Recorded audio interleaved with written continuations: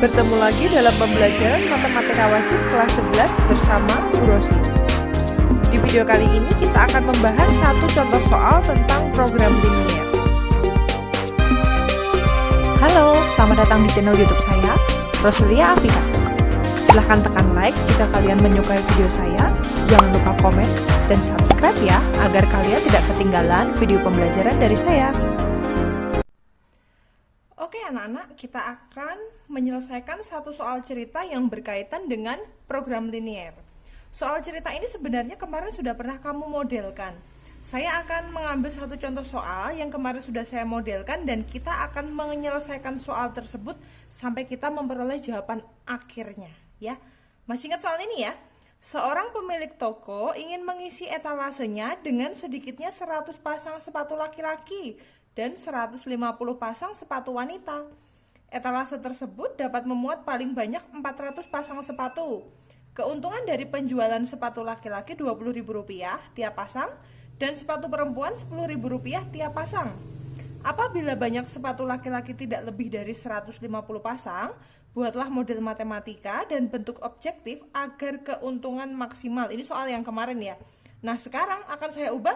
Kita akan mencari keuntungan maksimalnya dan berapa buah pasang sepatu laki-laki dan berapa buah pasang sepatu perempuan yang terjual agar memperoleh keuntungan yang maksimum. Jadi kita akan mencari banyaknya sepatunya ya.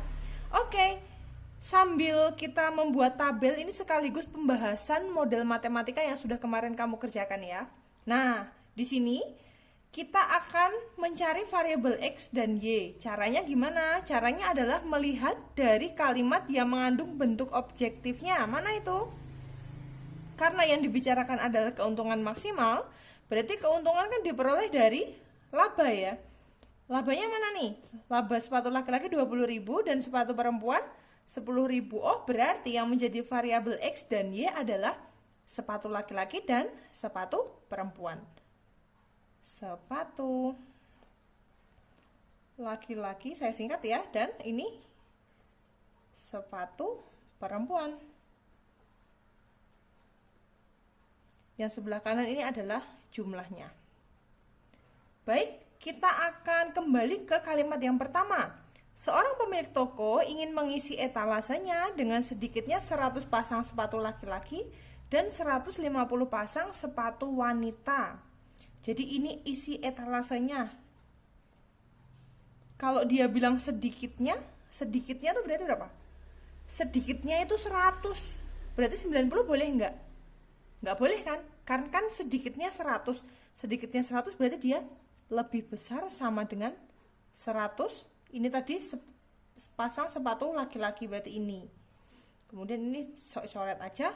Dan 150 pasang sepatu wanita. Sepatu wanitanya sedikitnya juga kan, 150 berarti lebih besar sama dengan 150. Selanjutnya, etalase tersebut dapat memuat paling banyak 400 pasang sepatu. Berarti ini daya tampung. Daya tampung etalasenya paling banyak 400. Kalau paling banyak 400 berarti kan tandanya lebih kecil sama dengan 400 gini ya. Sepasang sepatu berarti nanti sepatu laki-laki sama sepatu perempuannya nggak tahu berapa. Pokoknya dia nggak boleh lebih dari 400 karena di sini paling banyak gini ya. Oke.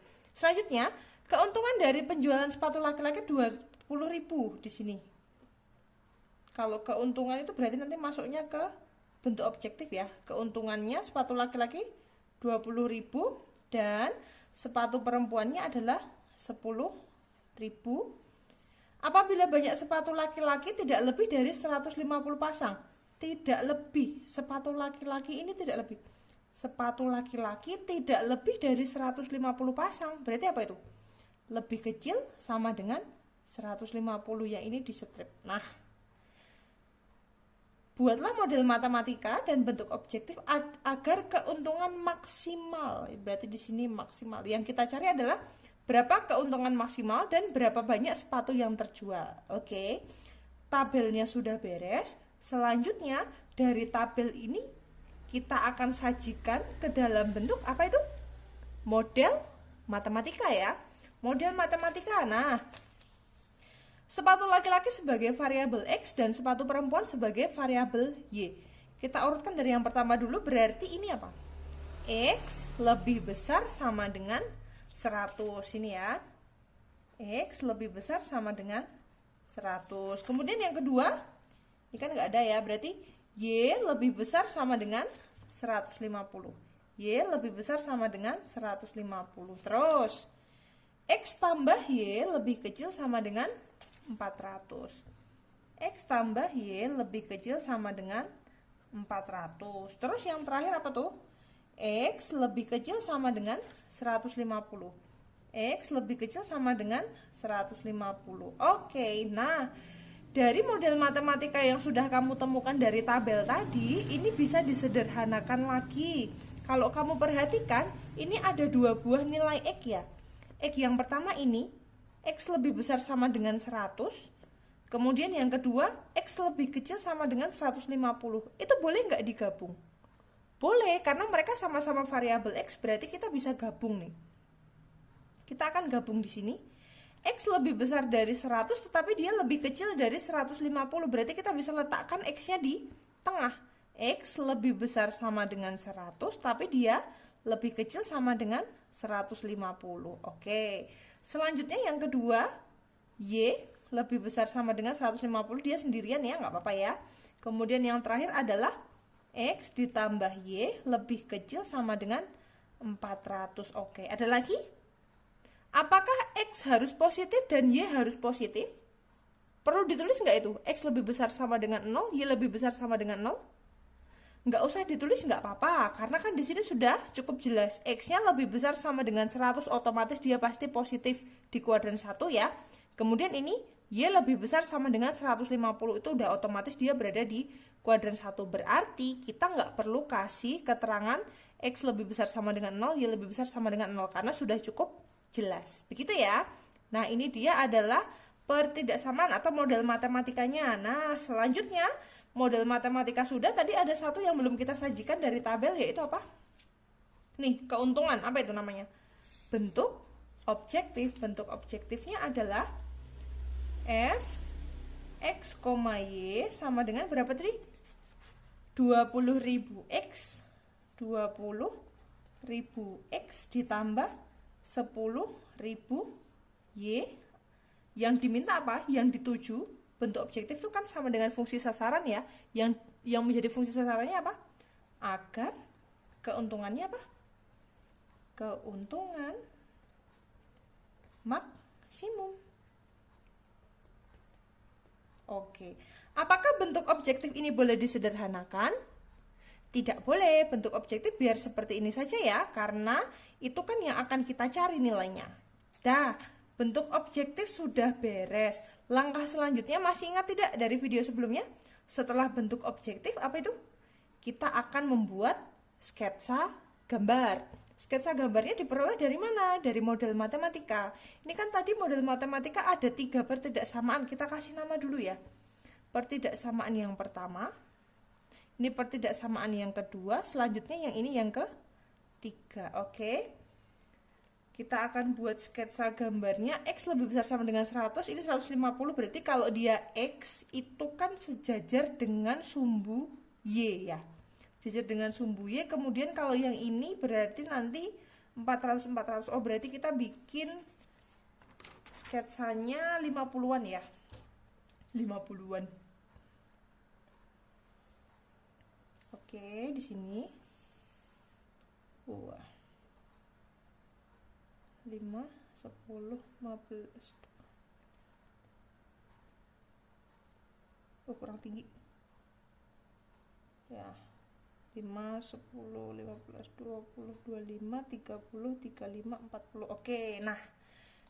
Kita ulangi lagi. Oh, ini tadi sumbu Y. Aduh, maaf ini agak nabrak, tapi enggak apa-apa. Kita lihat dulu dari yang pertidaksamaan yang pertama. X lebih besar sama dengan 100, lebih kecil sama dengan 150. Berarti sejajar dengan sumbu Y di 100 dan 150-nya X. Ini kan tadi 50-an saya bikinnya ya. Ini berarti ini 100, 150 di sini. Oh, kecil sekali ya. Ini yang pertama, nanti kamu bikinnya pakai penggaris ya. Bu Rosi contoh yang tidak benar karena menggunakan gambar kira-kira. Aduh, menggok-menggok lagi. Iya. Nah, oke. Ini adalah pertidaksamaan yang garis dari pertidaksamaan yang pertama. Saya kasih angka 1 ya. Selanjutnya Y lebih besar sama dengan 150. Kalau dia Y sama dengan, berarti sejajar dengan sumbu X ya. Sejajar dengan sumbu X di 150. Ini tadi kan 50-an. 50, 100, 150. Berarti di sini sejajar dengan sumbu X. Ini tadi pertidaksamaan yang kedua, kita kasih nama dulu. Nah, terus, tadi lupa. Dari pertidaksamaan yang pertama kan tadi X lebih besar sama dengan 100, lebih kecil dari 150. Berarti kanannya 100, kirinya 150. Kanannya 100, kirinya 150. Berarti di tengah sini nanti. Kalau yang kedua, Y lebih besar sama dengan 150. Berarti di atasnya garis yang kedua, di atasnya gini. Terus selanjutnya kita akan cari yang terakhir sini ya, X plus Y. Orek-orek dulu. X, Y, sini. Ini X-nya 0, Y-nya 0. Kalau X-nya 0, Y-nya berapa? 400. Kalau Y-nya 0, X-nya berapa? 400. Berarti nanti garisnya menghubungkan koordinat 0,400 sama 400,0. Oke, kita cari 0,400 berarti ini 5, 10, 15, 20, 25, 30, 35, 40. Nah, di sini 400-nya di sini ya. 5, 10, 15, 20, 25, 30, 35, 40. 400. 0,400 sama 400,0 kita hubungkan di garis red gitu ya. Ya, anggap saja gambarnya Bu Rosi bagus ya. Anggap saja. Nomor ini tadi 3 ya. Harusnya kita bikinnya kayak gini karena tadi kan yang di depan angkanya gini ya. 1, 2, 3 gitu kan. Gak apa-apa lah. Yang penting paham. Nah, ini dia. Harusnya pakai angka biasa. 2 ya. Seret. Oke. Nah, pertidaksamaan 3 daerahnya di mana? Karena dia lebih kecil sama dengan dan koefisien X-nya bernilai positif, berarti daerahnya berada di sebelah kiri ya, di kiri. Oke, nah sekarang kira-kira mana tuh daerahnya? Tengahnya ini, tengahnya sini, atasnya garis 2, kirinya garis 3. Berarti ini nih, bentuknya apa nih? Daerahnya kayak trapesium gitu ya. Oke, nah trapesium siku-siku. Oke, selanjutnya langkah berikutnya apa? Kita akan mencari koordinat titik pojok. Daerah penyelesaian ini dibatasi oleh berapa buah titik pojok? Ada 4. 1, ini namanya A. 2, kita kasih nama B. Yang ini C. Selanjutnya adalah D. Apakah semua nanti wajib kita uji? Iya, karena mereka kan tidak ada yang koordinat 0,0. 0,0 kan di sini kan. Tapi mereka tidak ada yang 0,0. Mereka jauh dari 0,0, berarti nanti koordinat titik A, B, C, sama D itu semuanya harus diuji. Oke, sekarang kita akan mencari koordinat dari titik A. Koordinat titik A berapa itu? Koordinat titik A di sini yaitu ini kelihatan ya, 100,150. Oke. Selanjutnya kita akan mencari koordinat titik B. Koordinat titik B juga kelihatan ya, berapa nih? 150,150. Selanjutnya kita akan mencari koordinat C. Koordinat titik C berapa itu? Nggak tahu Bu, itu garis miring nomor 3. X-nya 150, Y-nya kita peroleh dari persamaan 3. Nah, kita orek-orek di sini. Tadi persamaan 3 itu apa toh? X tambah Y sama dengan 400 ya. X tambah Y sama dengan 400. Untuk koordinat titik C, tadi kan X-nya 150, berarti 150 tambah Y sama dengan 400. Berarti Y-nya berapa? 400 kurang 150, 250. Berarti koordinat titik C-nya adalah 150,250. Simpan dulu. Kita masih akan mencari koordinat titik D. Koordinat titik D juga perpotongan antara garis 1 dan 3. Sama kayak yang ini tadi. Garis 3 tadi berapa? X tambah Y sama dengan 400 ya. Padahal untuk D sendiri itu X-nya berapa? Ini kan 100, titik-titik gitu toh. Berarti X-nya 100 tambah Y sama dengan 400. Berarti Y-nya berapa? 400 kurang 100. 300. Oke, berarti koordinat titik D X-nya 100, Y-nya 300. Sip. Karena kita sudah ketemu koordinat titik pojoknya, tugas selanjutnya adalah apa? Uji titik pojok. Nomor 4, berarti sekarang nomor 5. Uji titik pojok. Oke, nah uji titik pojok itu kita peroleh dari bentuk objektif atau fungsi sasarannya. Berapa tadi fungsi sasarannya? X, Y sama dengan, masih ingat nggak? Kita buka lagi. 20.000 X ditambah 10.000 Y. 20.000 X ditambah 10.000 Y. Oke, kita akan uji titiknya satu-satu. Dari koordinat titik A tadi adalah 100,150. Yuk. 20.000 kali 100 tambah 10.000 kali 150. Ini jadinya nolnya tambah 2 tuh 2 3 4 tuh 2 3 4 5 6 ya. Tambah ini 150, nolnya 4 1 2 3 4. Oke, berapa nih? Waduh. 2 juta tambah 1.500.000, 3.500.000. Itu untuk titik A. Untuk titik B berapa tadi? 150 ya. 150,150 berarti 20.000 dikali 150 ya. Kecoret, maaf. 20.000 dikali 150 gini ya. Tambah 10.000 kali 150. Oke. Berarti ini 2 kali 15 30. Nolnya tuh 2 3 4 5. 1 2 3 4 5 gini ya.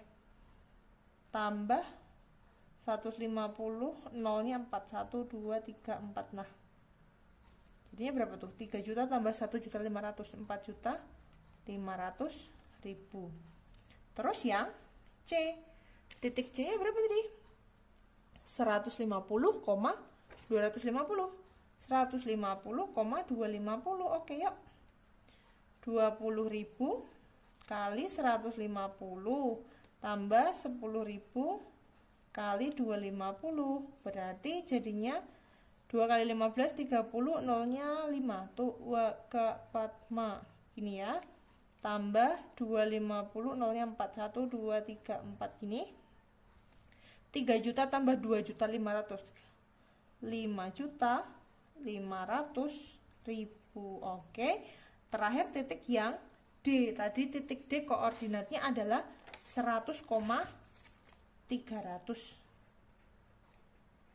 Gini berarti 20.000 dikali 100 tambah 10.000 dikali 300. Oke, berarti ini 20.000, nolnya tambah 2 tambah 300, nolnya 41 2 3 4. Oke, 2 juta tambah 3 juta 5 juta. Nah, dari koordinat titik A, B, C, dan D, karena tadi fungsi sasaran atau bentuk objektifnya mencari keuntungan maksimum, berarti kita akan mencari yang paling besar. Yang mana tuh yang paling besar? 3.500.000, 4.500.000, 5.500.000, atau 5 juta?